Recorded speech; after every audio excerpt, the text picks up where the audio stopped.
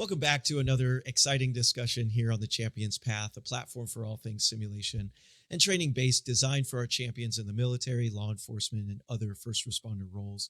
With me today is Pat Flannelly, retired Lafayette PD chief and host of the incredible podcast, The Coptimizer. And with 27 years on the force, I'm honored to have you here on the show today. So, Pat, welcome to the Champions Thanks, Path. Jared. Yeah, I'm honored to be here. I really appreciate the opportunity. Yeah, exciting. And today's discussion is an exciting one for me because I've hosted 8 discussions now, and they've all been either on the academic side, the science and research side, or the simulation solution provider. And this is really the first discussion with someone who would be considered an end user. So really bringing the conversation full circle here. And so for the sake of time from your long and illustrious career, how would you summarize your experience as a cop and maybe give us some of the highlights as chief? Yeah, I wouldn't trade my career for anything. Times are a little bit tough right now in the profession, but that pendulum I think always swings. Mm-hmm. It hits in extremes. We just happen to be, I think, in a rebound swing right now. But yeah, I started, really back in the mid '80s. I was in the Air Force. I was in the security police for 4 years before I went to college. I'm from a university town, so I'm a Purdue grad. Shout out to my Boilermakers for almost pulling home our national championship that we've been waiting for. But we did finally break through. Now, I started my civilian law enforcement career in 1995.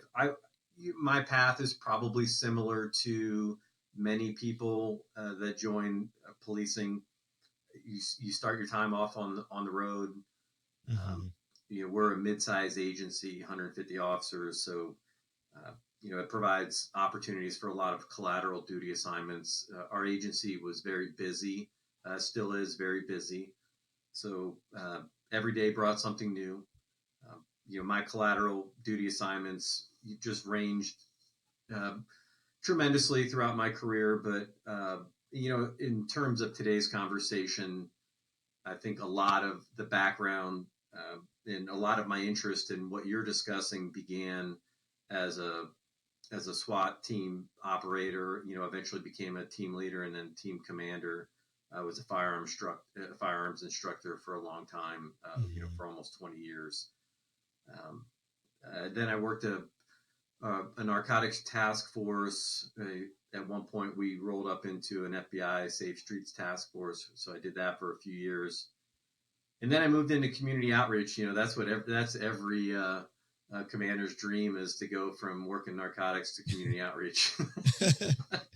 Yeah. But I will say exciting. that I really, it opened my eyes to a lot of things that otherwise I wouldn't have considered. And, we're not here to talk about that today, but it really was a great assignment and I enjoyed it. And then I was appointed chief in 2012 and I did that for 10 years. And then I've been retired now. Hard to believe, but it's already been 2 years. Oh, wow. Since I've been retired. But yeah, so in post-retirement, just still, I just now seem to have a little bit more time to invest in some of my interest and things that I've always had a passion for. Technology implementation. The list is long, but wellness, officer performance, and really performance optimization is just kind of, I think, where a lot of my passion and interest lay, and again, I think that ties in nicely to what we want to talk about today. Yeah, and that's really the focus of your podcast, The Coptimizer, and I'll definitely leave links for anybody interested in checking that out and following. And so there's a lot of crossover, obviously, from the technology side, more niched out in the simulation and training. And that's essentially what the Champions Path is. The initiative is for the promotion of the adoption of these virtual simulation systems to enhance, supplement and augment some of the training curriculum. Yeah, absolutely. Mm-hmm. So I'd like to, excuse me, I'd like to start off by looking back at your career again. And I'd like to understand the evolving landscape of policing. And so looking back, what were some of the biggest changes you've witnessed in policing during your career? Oh my gosh, where to begin? Yeah. I've told this story a few times, but the first time I got into a squad car in 1995 as a a rookie, the the changes from then till today are just they're astounding. We didn't Mm-hmm. have laptops in our cars. I was on an agency, one of the last departments in the state of Indiana where to still carry wheel guns. So I was Mm-hmm. carrying a 357. So my 5 years prior Beautiful. to that, when I was in the service, I was I was carrying a Beretta, Mm-hmm. and now now I felt like I was going backwards in time. Mm-hmm. Our agency didn't even have computers in their squad rooms, which was amazing to me. We were using typewriters uh, to type all of our reports, so everything was it was old school still. I did actually carry an ASP, and for people that know what that is, it's a collapsible baton. And I Mm-hmm. wasn't carrying a billy club or the PR-24 like some people, but and Mm-hmm. those things stuck around for a while. But yeah, still had the big D cell mag lights. Everything that we carried on our belt. So I Mm-hmm. had my 357. I had two speed loaders. I had a pair of handcuffs, which then I eventually put I carried two cuff holders, some mace, and my portable radio, which, weighed about 7 pounds, because Mm-hmm. it was gigantic. But, in the car, it was just a mobile radio for the most part. Mm-hmm. And everything that we did, you pretty much did from memory, and you had to really pay attention. And I just told this story recently too, but here's an example. Nowadays, we have the computers in the cars. Everyone's carrying at least one cell phone, sometimes two. When you get dispatched to a call, it's not coming over the radio, it's coming through your mobile terminal. And all you just hit is en route. A map will pop up, it'll optimize your route for you. So you don't even have to learn your streets and your navigation. It's Mm-hmm. something that's done for you. And I don't know, there's obviously a lot of good that comes with that, but there's also, I think we lose uh, a bit of the um, requirement to spend time studying and learning the Mm-hmm. why behind what the technology is doing for us. Right, So right. yeah, I could go in a lot of different directions, but yeah, it's Yeah. it's changed a lot. And Yeah, I'd imagine, especially with the over reliance on technology, which we'll touch on here in a little bit, and with those changes, with the technological changes, the tools that are utilized, and policies, come changes in training standards, training requirements, and I'm not unfamiliar with adapting and evolving environments that dictate training standards. And so for me, when I was in the Marine Corps, I joined it early at the beginning of the wars in the Middle East. So there was a rapid shift in training to counterinsurgency tactics, counter IEDs, cultural training in customs and language, religion. And early in the war, the focus on the ROE's rules of engagement was overwhelming force to dismantle terrorist networks. And over time, that shifted. The focus was more on building community trust, right? Stimulating the local economies, minimizing civilian casualties, the real hearts and minds stuff. And it went from Iraqi freedom, enduring freedom, to Operation Resolute Support. And essentially went from the ROE went from, if he has a gun, shoot him, to, well, the use of force should be proportional to the threat posed, because come to find out, villagers also carried rifles to protect their communities. So there was an evolution for the ROE, the rules of engagement, to eventually require clear justification for engaging threats. And so in parallel, I see, and in essence, the military ROE, rules of engagement, and the LE tactical evolution from shoot, don't shoot to use of force to now de-escalation. And so these simulators have a heavy focus on the aspects of training communication and human behavior and critical thought and decision making. So we'll come back to the de-escalation, but if you don't mind, let's go back to the shoot, don't shoot era. And I'd like to understand, and if you could walk me through, how did we go from this shoot, don't shoot to use of force to now de-escalation? Yeah, right. I guess the easiest way to sum up what you just said is like there's no diamonds without pressure, right? The old expression. And it's funny you should bring that up because in my days when I was working as a shift commander, I was also our team commander for SWAT. Um, I had a friend that was going to Purdue that was also in the SEAL teams, and so we got into an interesting conversation about tactics and how tactics evolve. And this kind of goes back to the earlier point. And just like you said, when in his first deployment, when they were in Baghdad, it was you're getting your high value targets. They're going in with an overwhelming force, blowing things up. And he said it wasn't the ingress that was the problem. It was the egress, because the enemy quickly adapted to their tactics, and they were announcing, even though they were coming in at night and using what we would call speed, surprise, and overwhelming force. SWAT tactics were very similar.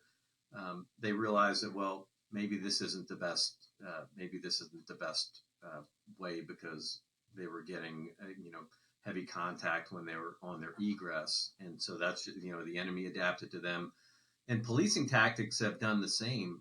We've gone from, our narcotics raids where, we're no knock warrants, where we bust down doors and try to get into the house as quick as you can, overwhelm a house. And for what reason? One, yeah, sure, there's an element of safety there, but sadly, a lot of the driver was, well, we knew the dope was going in the toilet, so you had a plan for how fast you could get there to make sure that you were capturing evidence, and with that, you really compromised a lot of opportunities for improved safety, and not just for team members going in, but for those that were in the house, right? And so rules of engagement are often changed because of the things that we do wrong, right? That's, we call those policymakers in policing. Um, and oftentimes policy is downstream of lawsuits and other things, which are downstream of tactics and things that maybe aren't the best anyway. Sometimes they are, sometimes they're not. But I think in the end, what it forces us all to do is just try to be more discerning and get better at our craft. Become professionals. It's easy to go in and break things, but when you do that, right, you're not really winning. What they call it, with the hearts and minds. In policing, we did the same thing in the 80s and the 90s. We would do these saturation patrols, heavy-handed tactics, where you go into neighborhoods where there's problems, and if you're not really precise and strategic about what you're doing, you can wind up creating more enemies in neighborhoods than allies.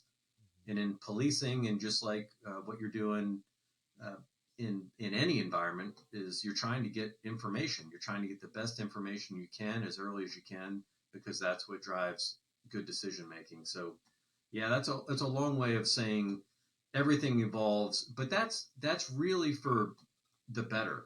And there's a say, I'm sure the saying is in the military and other places as well, but we joke about in policing, right?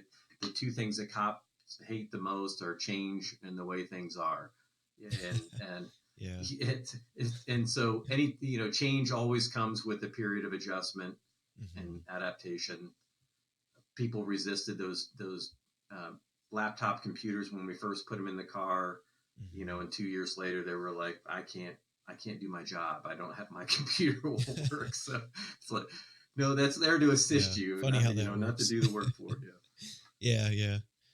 Damned if I do, damned if I don't.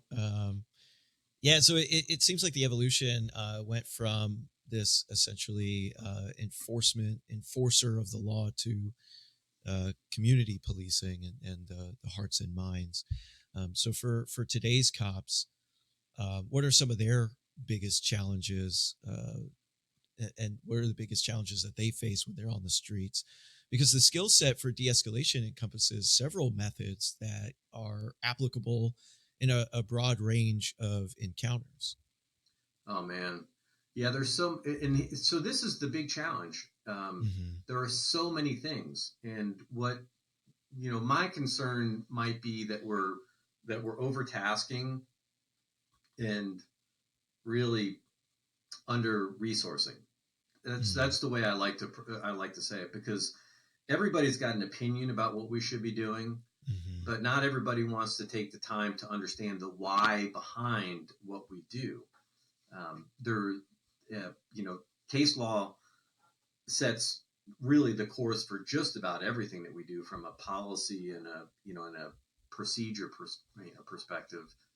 Um, and so as that evolves, we have to evolve with it.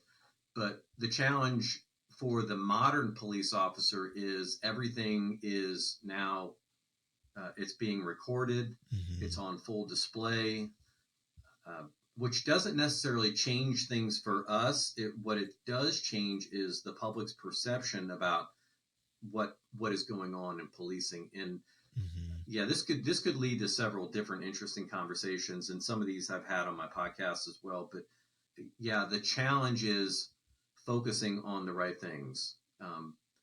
The term de-escalation is something that gets thrown around a little willy-nilly in the mainstream media, because there is, uh, sadly, this misunderstanding about what de-escalation is. They think that de-escalation is always going to be effective, and if it's Hmm. not effective, then it's because the officer didn't employ the right tactics at the right time, or wasn't trained properly in de-escalation. When the truth is that the very first thing from day one, when you get into a squad car, de-escalation is the first thing that we start to train. Hmm. Um, you really, and it's all about communication, about interpersonal relationships, about understanding the dynamics in these human interactions. Hmm. What and I could go a long way down this path, but just to try to keep it short, de-escalation is always an officer's number one goal, because the last thing any officer wants to do is go hands on with somebody, Hmm. because once that happens, the likelihood of somebody getting injured, including the officer, goes up significantly. So if Hmm. you can talk somebody into handcuffs, that's generally a better way to do things, but it's not always an option. And so when you do Right. have to go hands on, you have to have the skills and the training to be able to do it quickly and effectively. And Hmm. sometimes on camera, that doesn't look very pretty. Yeah. Well, I can give you some examples of that, but yeah, yeah, and on the other side, would you consider subduing an aggressive individual a form of de-escalation where you have to go hands on? absolutely, absolutely. We work on a priority of risk, and the number one thing that we're always trying to protect are victims, and then innocent bystanders are second in that. Um, you know, the officer is third, and the suspect is fourth. And when we say suspect being four, people think, well, they're not a priority. Well, if they weren't a priority, they wouldn't be on our list. Hmm. So we have to keep all of those things in mind. So every decision we make, and oftentimes you understand this well, right? Under pressure, when things are moving fast, you have to make very quick decisions, and um, oftentimes you have good outcomes that are are a result of bad decisions. You have bad outcomes that are a result of good decisions. So it's in trying to determine what's effective and what's not effective. You really have to have a level of expertise to understand these dynamics, and that's not always, unfortunately, that's the mainstream media. Generally, people don't want to spend time trying to understand that nuance, which makes it really challenging for today's officers. Right, right. Agreed. Situation specific. And with the advancements of technology, and again, the purpose of the Champions Path is to promote the adoption of virtual simulation systems and programs to supplement and augment portions of training, which can aid in the relative ease of integrating these new standards and policies. So, from your experience, I'd like to get your thoughts on either the benefits or the drawbacks of integrating these virtual simulation systems. Oh, there are so many benefits to them, and again, this is evolving. And if you look at it in the lens of 2024, it's kind of easy to be critical of certain technologies now. But if you were to go back 25 years, like where we started this conversation, when they're really, the first fat simulators had really kind of hit in the market. We didn't even have simunitions at that point. Simunitions were a new thing that came, and I believe it was the late 90s when simunitions really started to evolve. So if you think about, well, and I'll go back and I'll tell, here's just another example of some of the challenges. People have changed as much as the technology has changed. The officer that's coming into policing today is not the same officer that came in the 90s, which is not the same officer that came in the 70s and the 80s. So I'll go back to my academy days when I was on the line and we were going through firearms training. And again, there was 7 of us from my agency in a class of, I think there was 140 of us or so, 130 of us in our academy class. But imagine now when we're shooting, when we were shooting our practice rounds on the range, we were shooting 38 rounds out of our 357s. But when it came time for qualifying, we had to shoot our Magnum rounds. And if you've ever stood next to somebody while you're shooting a 9mm and they're shooting a 357, it can be a bit unnerving. But those, we called them hand cannons. I loved that gun. I got very good at being able to change, speed load, because we did, we shot in rounds of 12. So you had to, every course of fire generally was 12 rounds. So I had to fire 6, reload, and fire 6 more if you had a 9mm or even a 40 or whatever. Their magazines are carrying, had the capacity to carry at least 12 rounds, if not more. So there was less stress for them. And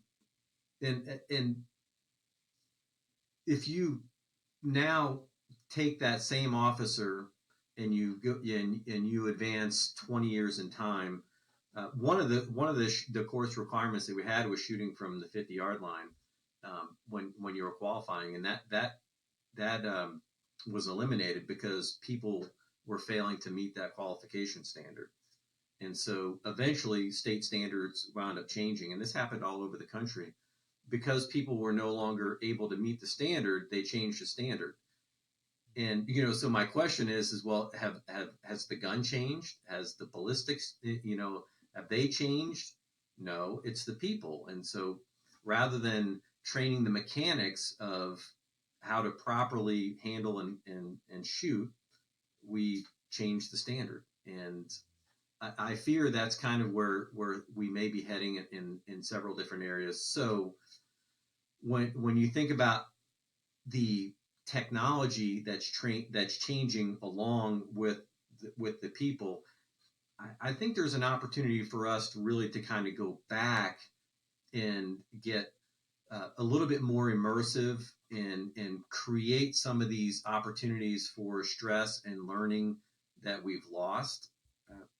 If that makes sense. Yeah, I think that's definitely a benefit. And one of the biggest benefits that I've noticed is the cost effectiveness. And in one of my earlier discussions, the team was conducting a comparison between real life scenario based training versus virtual simulation based training. And the biggest challenge was on the reality side was the planning and coordination that it took to develop an on-site field exercise. And it's not even my opinion at this point.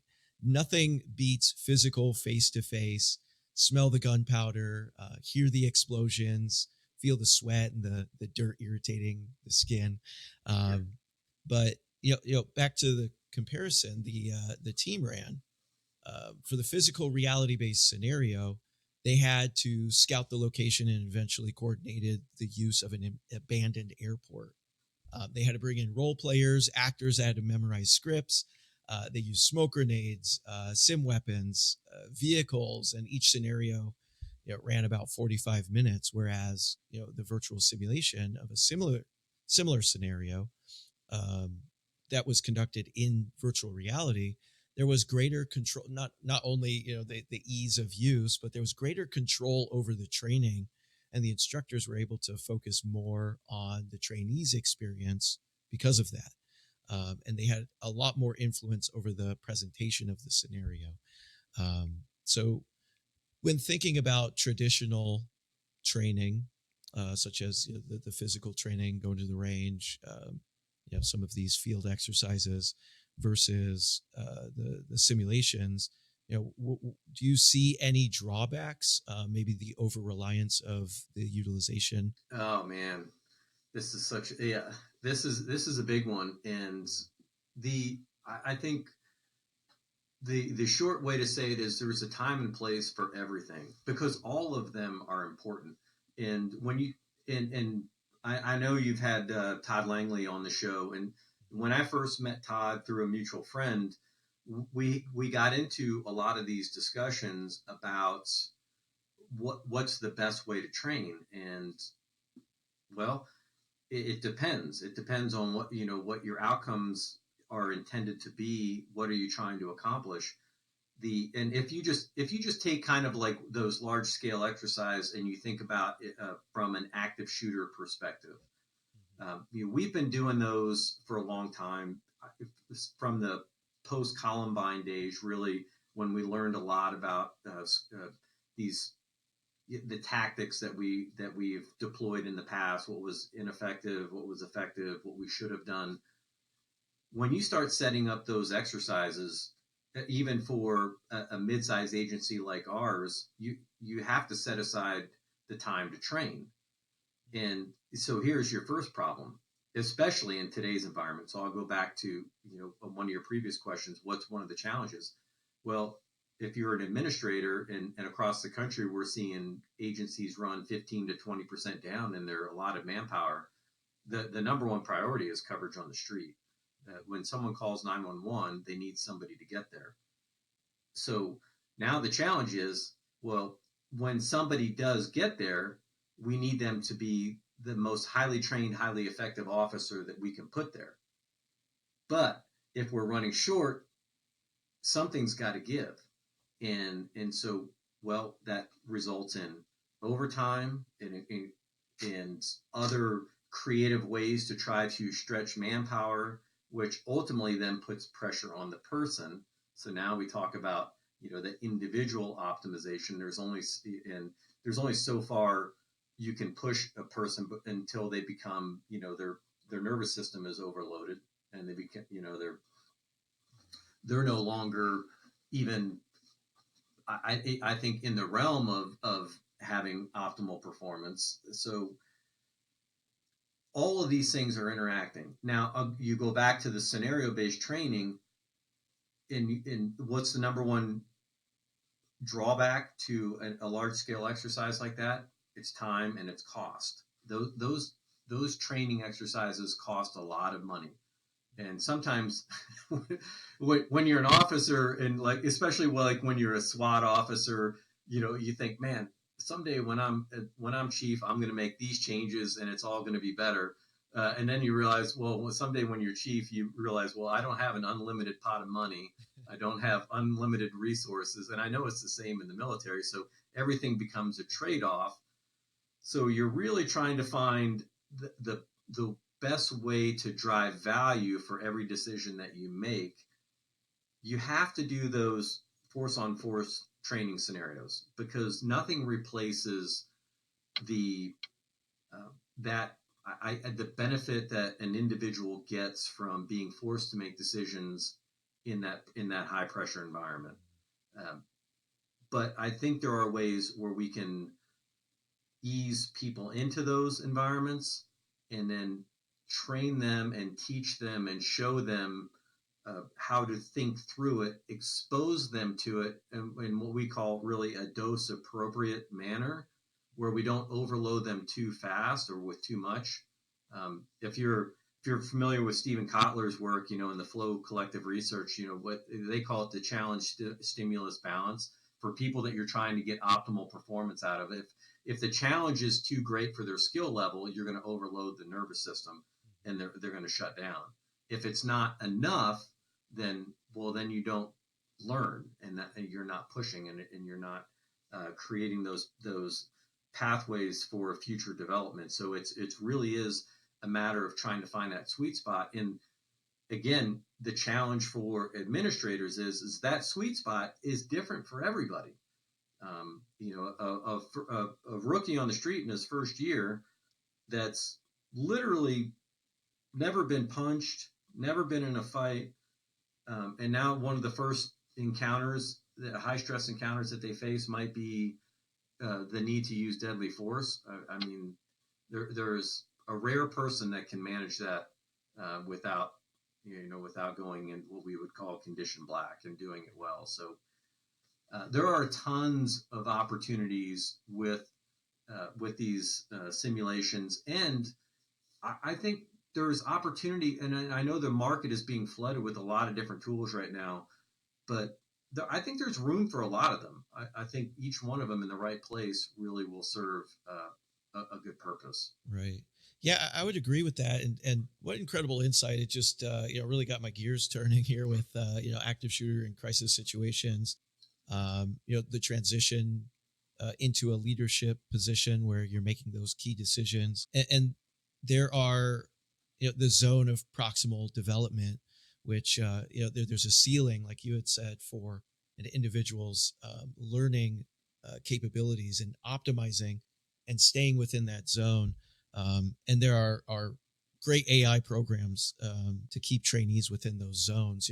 My children who are in varying grades right now that range from third grade all the way to high school, and a lot of their training programs utilize artificial intelligence in the back end to keep them within their zone of proximal development. So it pushes them to that boundary, and when they hit that threshold, it bounces them back, but kind of keeps that ball moving forward. And it's not stationary. That zone's not stationary.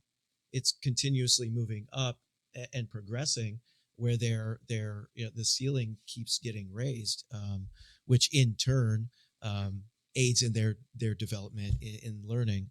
So yeah, there's I want to keep on track, but I do want to touch on all three of those. So to go back to the simulations, how would a department obtain new gear? How difficult is it really to purchase a new simulation system? Well, it's going to be different for every agency. Some communities are very fortunate to have abundant resources where their law enforcement is really funded appropriately, not just from a salary and a benefit perspective, but also from a training and a professional development perspective. It's kind of scary to think about, but I'll go back to the number of hours trained in a year. It varies greatly from states, but a simple example of in one state in particular, you're required to have, I think it's close to 600 hours of training, of documented training over all the mandated topics before you can become a certified as a police officer. in the same state to be a cosmetologist, to be licensed to cut hair, it's 1,500 hours. Mm, So interesting. so we see a different. We've gotten better about this. There's, IADLIST and some of the other organizations I think have really done a fabulous job of driving the professionalism forward. Mhm. But it still doesn't change that you have 800,000 or so police officers in the U.S., 18,000 police departments. A majority of them are 80% of them are under 50 or really even under 25 officers. And so most people see policing through the lens of NYPD, LAPD, Chicago, where you have what would seem like a limitless amount of resources, but even for them it's just a different, the pie is just cut differently and it's sliced. There's still a challenge is getting the time to actually train. Mhm. So firearms, some agencies, some police officers, after they get out of an academy environment, they're only required to shoot once a year, and that's for a qualification course. Some may only shoot twice a year, and some may not have the budget to buy ammunition to be able to train more than that. Mhm. Some in most states have a continuous education requirement. In Indiana, it's 24 hours, um, where there are mandated topics like domestic violence and de-escalation and bloodborne pathogens, all these things that you have to, that are a threat to, you know, safety that you have to cover. But the firearms training is not one that's really mandated X number of hours. You have to qualify. You have to meet a standard in shooting a standard stationary paper target, but there's no requirements for dynamic shooting, for shooting under stress, shooting under pressure. And so, yeah, I mean, again, this is where when you come back to what we have now, and from a resource perspective, everything again is a trade-off. So with the pricing coming down on a lot of these simulators, because when they first came out years ago, they were 50, 100,000, 200,000, $1 million for some of these, where you just weren't going to be able to afford them. So maybe a regional training center got them, maybe a state academy got them, and if you were lucky, once a year you would have an opportunity to go and use these simulators and use them for an hour or two, which is better than not getting to use them at all, but you just didn't get the time on them. As the pricing started to drop and the availability became better, they more and more agencies were able to acquire some of this technology. So now the training time in those simulators has gone up, and with that, I think we've seen the also the improvement in officers' decision making, their ability to move up and down a continuum, to be able to make the right decisions at the right time, and we can show that by putting an inexperienced person in a simulated environment and ask them to, let's go back to use the example, shoot, don't shoot. Mhm. Um, if you, like in our Police Citizens Academy, we'll run people through a scenario where, and we did eventually have one of the nice systems that had the CO2 compressed ability to, so we were using our own guns or a similar gun, rifles, to train in a simulated environment. But you put people in that shoot, don't shoot scenario, and police officers, by far, the trained officers are going to make this, the right decision almost every time. Where, someone that's never been exposed to that, shoots everything and everyone in sight, right? Wow. Um, so again, I know I'm kind of rambling on here, so I'll try to close this up. But in terms of answering the question, like how available are they?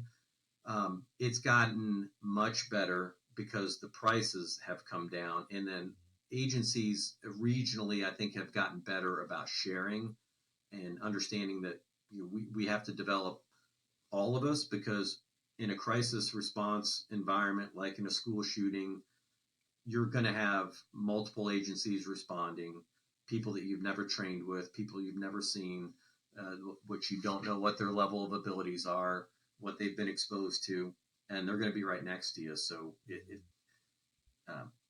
it, Yeah, it that's a really good point. That the collaborative efforts, because and again, like you had mentioned, location specific. I'm here in North Carolina, and Mecklenburg PD has the availability, and there's a collaboration with local jujitsu dojos that offer training up to blue belt absolutely free, for any officer, as well as here in Concord, where I live. The Cabarrus County Sheriff's Department has a virtual simulation system, and they share that system with the local police departments. yeah, and so again, to go back to the question, the, it really comes down to the administration having to make the right priorities and the right prioritization of their spending. And sadly, sometimes I don't necessarily know that we do a good job of that. I think um, when you try to look at, and I always tried to look at things, just speaking for myself, from a value perspective. What's the ROI on this investment? What am I going to get in return for this? And what you first and foremost, you have to prioritize the officer in the car in terms of getting the equipment that they need, and then getting them the time to be able to train to use it effectively. It's like a taser weapon system. Tasers are effective tools. They're one of the best, less lethal tools that are available to us. But yet, when you watch them be deployed time and time again, we see ineffective deployments. Well, why is that? Well, it's because you have an officer that's performing, under stress, and they're not deploying it appropriately. Um, it's not the technology that's the failure. It's the person deploying the technology is the failure. So when you see things like that, and now I'll go back to body cameras, and again, just trying to touch on a lot of things in a short amount of time here. One of the first advantages that I saw for us when we rolled out body cams in 2014 was we now have this exponential learning tool. We have game film on every officer deployment that we have. So now we, through a series of video audits, we can start finding things that we're doing really well, and try to build training that will emulate those responses. And then we can find things, I didn't call them gotcha moments, I just called them learning moments, where we can find things that we're not doing well and conversely show those. So we can learn what worked, what was effective, and what didn't work, what was ineffective, discard what was ineffective, and build on what does. And now you can take those environments and replicate them in a virtual training environment. You can set up your physical training environments. You can do this at the roll call level. You can do it at the squad level. You can do it at the agency level, and then you can also do it in a multi-jurisdictional collaborative level. Um, those big events, right? You may only get the opportunity to do those once or twice a year. They're important to do, but if you have an officer that's been working in roll call and at the squad level on shift, in their training days, at least once or twice a month, with their squads and with their department, then when you put them in those collaborative environments, then that's when you really begin to see the value and the payoff for the training that you're putting into the individual along the way. So everything becomes synergistic is really what I'm trying to say. Mm-hmm. Yeah, that's a great point. And there's an argument to be had, right? That much of the training emphasis has been at the individual level. So I really want to dive into the command level simulation training programs for incident command, crisis situations, and CRLT, crisis response leadership training, or crisis response leader training, is a perfect example of a valuable command level simulation solution for training and testing the management of complex crises. So, does command level training exist for incident command? And I would assume yes. And if so, what does that typically look like? It does. And again, this is another really, I think, a downstream effect of 9/11. was really the incident command system, NIMS nationwide, really brought a lot of structure and highlighted the value and the importance of making sure that, in a tactical environment, in a unified command environment, that everybody understands, their lanes, where to operate, what's going to optimize, the overall group performance. The challenge with that is it takes time. So if you're going to send someone through all those and most commanders do eventually get through that type of training, but oftentimes it's well after they've been in leadership positions. And I know I've talked about this before, but you'll appreciate this, because this is one thing that the military does really well. And this goes all the way back even to the 80s. And I know how much better it's gotten since then. But before I became an NCO, I had to go through NCO prep school, which was a 3-week leadership course. And that wasn't an option. And it didn't matter if I was going to get promoted or not. I had to go through it.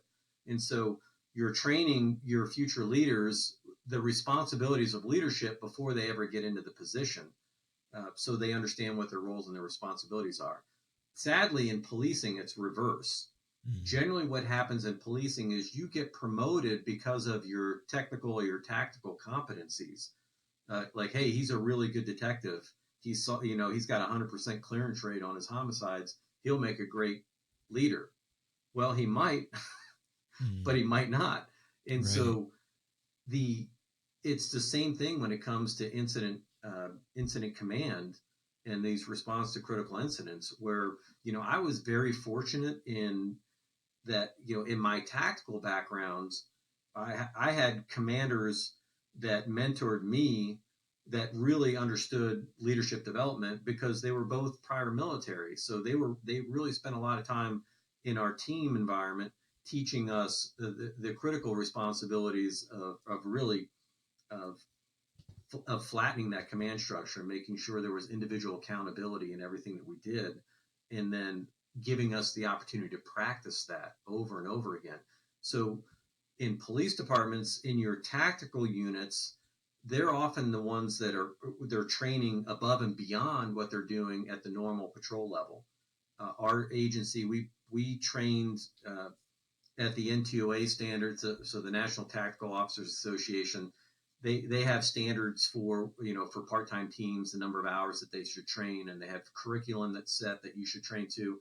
And we followed those guidelines. And so we were training, and we exceeded them to the point, we trained over 200 hours as a team, which doesn't seem like a lot, but that, consider the fact that a lot of SWAT teams out there aren't training at all.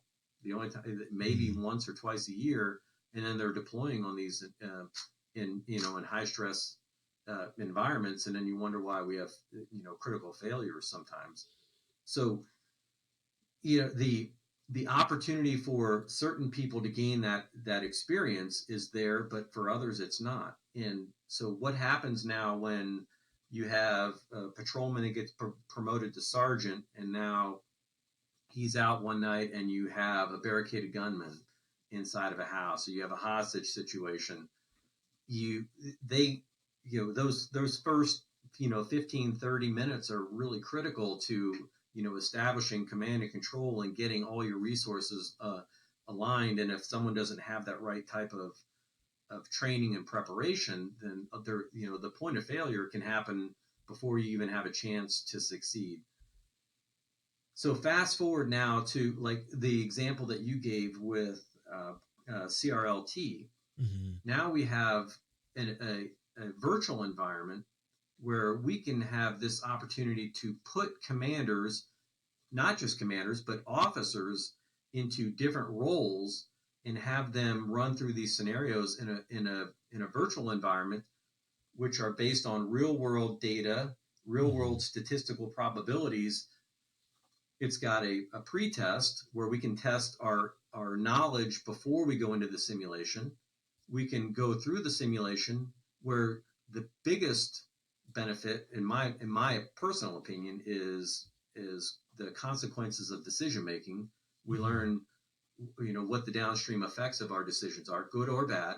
We get to learn from what we see, and so and at the end we take a post test, and we can do that in an hour. We can run through like a simulation in an hour that's going to give me an opportunity to practice what might happen if I have to respond to the hospital for for an active shooter, or to our local mall, or Mm-hmm. even better yet, where we have the virtual environment already built into the simulator for one of our middle schools. So now it's not just a generated building, but it's actually one of our own buildings that has been Mm-hmm. mapped out that we can go through and get to all that repetition. Yeah, yeah. I'm curious of your specific experiences within the simulation, and I've ran through CRLT's individual training models and the sandbox mode multiple times, and I found a from a simulation perspective, what I love most about the program is the comprehensive journey that it takes you on, from initial clear and direct instruction to the sandbox mode for exploration and experiencing and an experience test bed. Um, and again, this isn't a replacement tool for traditional methods, because there's an immense value in face-to-face training, but as an augment to the traditional methods, being able to get direct knowledge from multiple modules, and then taking those lessons learned and applying them in the sandbox, where I can take that knowledge and adapt it to fit various situations. So, as a experience from a scene commander's perspective, what's your experience with the simulation itself in any specific scenarios? Yeah, so the school scenario is the one that I've been through the most, and this is when we were in the development phase. And just to be frank, one of the biggest challenges that not just Todd but other companies that are trying to break into this space is, again, I go back to that old saying, right? Two things that cops hate the most: change and the way things are. They would rather go out and do the force on force training every night, or do it once a week. But the reality is that's not possible. You don't have the time, and it's very expensive. And if you've never had to buy rounds, or if you've never had to be responsible for buying simunition guns and the rounds that go with it, and then the cost to train from a manpower perspective, you just realize like you're limited in what you can do. And so this huge benefit is just sitting right there. Um, Another challenge is you have some expectations, because video graphics have come so far. It's crazy. Like I know I'm going to date myself here, but I remember playing Intellivision and Atari and thinking that was the greatest thing ever, right? And so uh, nowadays it's no wonder. Like, I have three boys, right? My oldest just got out of the service. I have a son that's an electrical engineering student at Purdue. He's a senior, and then I have a son in high school, and of course, so they run the gamut in all these games, and I was just like, holy man, like I get it. I understand why kids get so engrossed in these things, because it's so realistic. Um, but the expectation that creates when you tell someone, hey, I've got this virtual training environment that I want you to go into. If they go in with the expectation they're going to be playing Call of Duty in a first person shooter game, well, then they might be disappointed, because the pace is nothing like that. And because of what you said, right? This is more of a learning environment, and it goes back to the days. Maybe you remember Leisure Suit Larry and the Lounge Lizards. these uh, these old school video games that were, and some of the detective games that you actually had to do, where the algorithms, those decision trees that were built, were fixed and they didn't change. So for the player in the game, you took a turn, the game takes a turn, and if you make a bad decision, maybe your character dies or whatever, and then you have to go back to the beginning and you start over, and then you have to work your way back to that spot and then make another decision. And if you fail, you go you go back. And eventually, if you stick with it long enough, you can make it to the end of the game, you win, and then, the new one comes out and you play the next one. Today's games are so much more powerful than that because of the AI tools that can go in. And because of that, there are so many, I think, more opportunities for us to train at a much higher level on a much more frequent basis with these real world probabilities that tell us what we're doing well, but more importantly, also tell us where we need to improve. Yeah, that's a good point. I do want to touch on, the AI and the evolution from the typical script based or rule based AI integration. And just because we can do it doesn't necessarily mean we should do it. So I'm curious, as what your thoughts are, and I've heard you mention, and we talked about this before the call. You had mentioned AI and machine learning in one of your previous podcast episodes, and how machine learning can foster stronger chess players as well as Yes. provide a higher baseline for new players entering the scene. And I play chess every day, so that really resonated with me. And so I was curious as to what your thoughts are on AI integration, and maybe more specifically the machine learning. For example, virtual human interactions within scenario-based training, or even as an AI companion in some of these tabletop programs like CRLT. So I'll start with this. For the people out there that fear the technology, it's generally a fear of the unknown, and I think there should be, quite frankly, a little bit of fear in all of us right now with how fast this technology is evolving, because most people just don't even comprehend it. You think about Moore's law is on, such an accelerating pace that even Elon Musk just said it the other day, right? He is like, AI is going to be smarter than humans next year. Yeah, originally he predicted 2029, but now he's saying next year. So where's that going to be 6 months from now? Right. With the advancement in technology comes a lot of opportunities, a lot of challenges.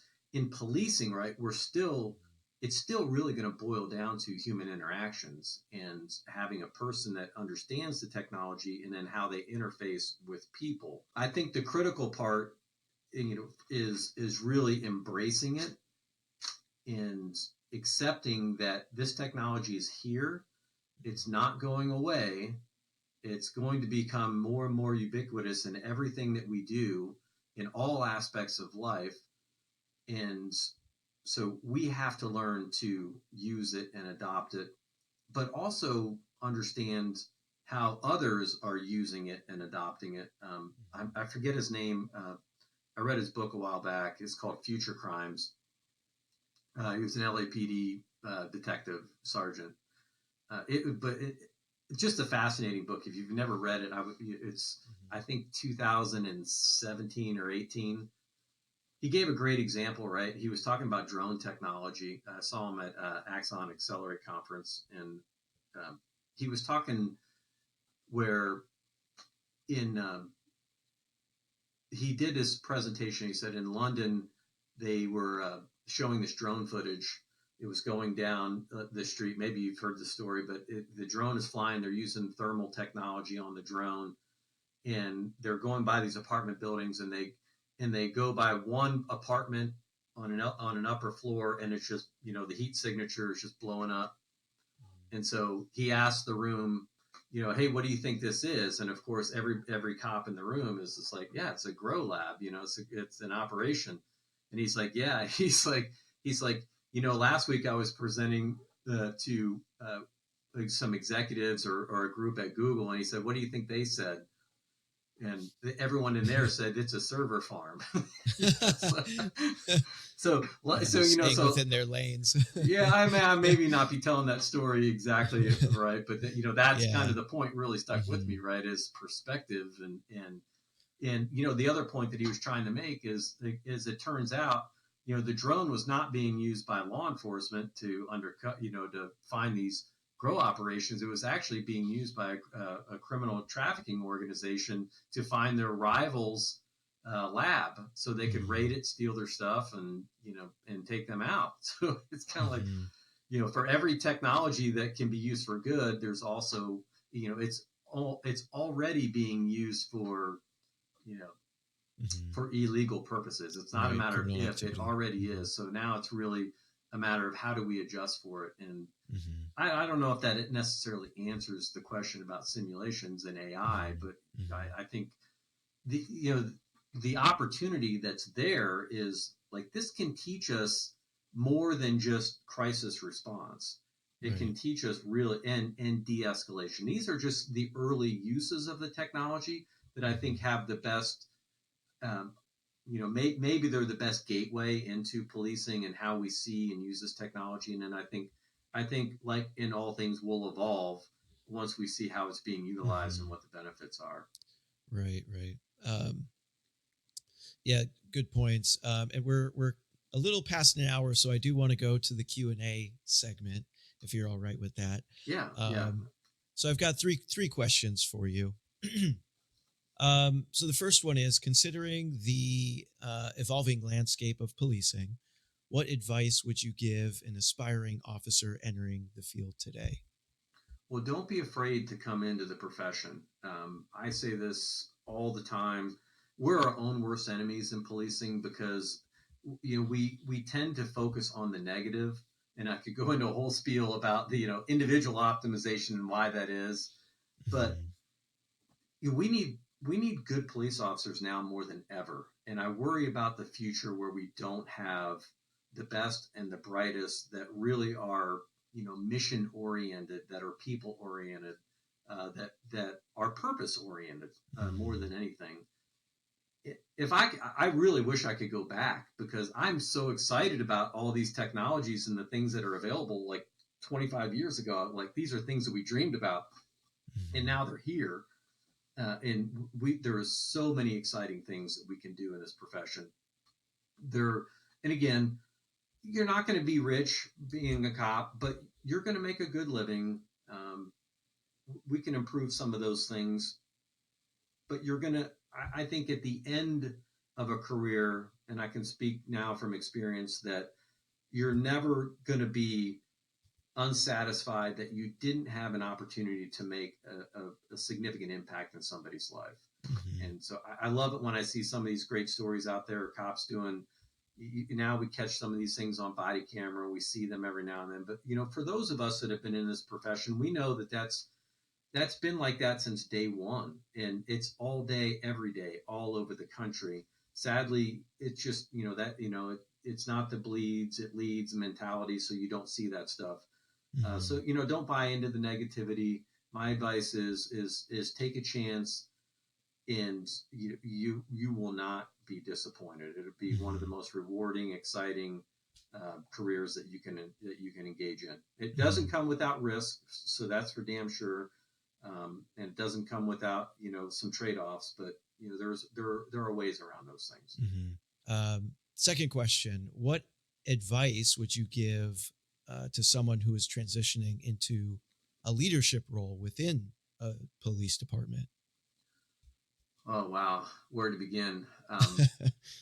You know, there's I think you always have to remember, you what is the mission? What are we trying to accomplish? And in policing, community safety, we're there to serve people, not the other way around. Like, people are not there to serve us. So my number one piece of advice that I give everybody is, take care of yourself first, because just like the old analogy, if you're on the airplane and the oxygen mask drop, right, you have to grab the mask first, otherwise you're going to pass out, and now you become part of the problem, not part of the solution. So lead yourself first, and that really needs to be a holistic approach. You have to really take real approach your profession as a profession, not as a job, but this is something that you have chose to do. So pursue it with to the best of your ability. You have to have a learning mindset, a continual learning mindset. You have to always understand that everything changes. Technology changes. People may be the same at their core, but the environments change. Everything changes. So you really have to learn and to adopt. Um, but yeah, always always look to make sure that you're making an impact in the best ways that you can. Mm-hmm. Yeah, and you really answered my third question too, because military law enforcement presents a lot of high pressure situations, and so the third question was, what qualities make a strong leader in these high pressure environments? There a lot of different personalities can be great leaders. I've seen that time and time again. I saw people where I was really concerned about moving into leadership roles, and they turned out to be phenomenal, and others that I thought were going to be phenomenal that really struggled. You just can't take anything for granted. That's probably the most important thing. And again, it really just comes back to professional development and focusing. And for leaders in organizations, I would say always have an eye out for who you think the future leaders are going to be. You have to do your part to mentor everybody and to teach and to train everybody. Have high standards, but also look to provide those opportunities for those that you work with for growth and development. It's these things, they don't happen by chance, right? They're things that when we're intentional about finding those future leaders and giving them the right opportunities and putting them in environments where we're going to stretch them and give them an opportunity to grow, then that's really that's I think what's going to move the profession forward. But that's about as quick as I can say without babbling on here for Excellent. No, it's excellent. Pat, thank you for joining the Champions Path discussion. Also, congrats on hitting your year mark for the Coptimizer. And again, I'll leave links for anyone interested in following. Would you like to give a summary of what the Coptimizer podcast is all about? Sure. Ultimately, what my passion really is hire healthy, retire healthy, and optimize that space in between. And very sadly, in the policing world, 50% of cops are dying within 5 years of retirement. It's crazy. The average lifespan is anywhere from 18 to 22 years below the national average. And so that's really telling us something, that the pressures of the job are impacting our health. And if it's impacting our health, it's also impacting our performance. And if it's impacting our performance, it's impacting our ability to affect positive change in our communities. So really what my passion and my purpose is just to try to find people like you, quite honestly, who want to have these challenging and stimulating conversations, who want to think about, how can we improve? How can we develop for the future? How can we integrate new technology and do it in a thoughtful and progressive way? So that's it in a nutshell. I'm willing, I'll talk about all kinds of things. A lot of it is health and wellness related, but I really enjoy the leadership and the technology discussions as well. And you can pick and choose, right? I think there's something there for everybody. Yeah, excellent. Love to have you back on in the future to discuss more technology and maybe get into specific conversations within some of the simulations. So thank you for joining.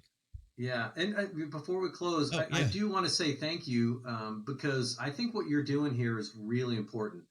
And for any leader that's out there, if you're thinking about what is the best way to incorporate some of this new technology, particularly when it comes to virtual training, into your agency, then spend a few hours listening to these conversations that Jared has been having with experts from all over the country.